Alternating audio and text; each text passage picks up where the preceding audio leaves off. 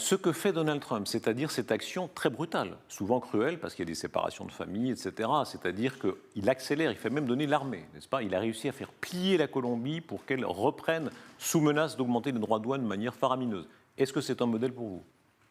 C'est plutôt nous qui devrions être un modèle pour lui, puisque ce qu'il a fait avec la Colombie, c'est ce que nous réclamons de faire avec l'Algérie, d'abord, qui refuse de respecter le droit international, parce que revenons quand même au départ de ces affaires, ce sont ces pays-là qui en réalité violent le droit international, car ils ont l'obligation de reprendre leurs nationaux, et ils refusent de le faire. Trump arrive à les forcer, pas la France. Enfin, oui, et c'est catastrophique, parce que si la France n'est pas capable de faire plier les Comores, enfin, je veux dire, on ne parle même pas de l'Algérie, là, on parle des Comores. Bon, c'est quand même très inquiétant. Donc, évidemment, qu'à partir du moment où vous dites à un pays, écoutez, vous allez reprendre vos nationaux, il vous dit non, vous dites, ah, c'est non.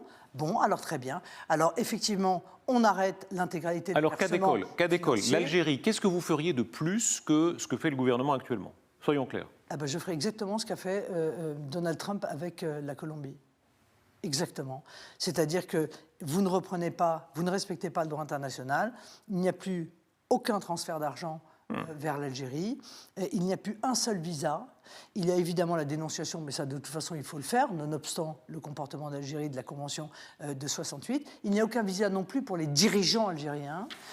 Il y a effectivement une attention portée aux biens détenus par les dirigeants algériens.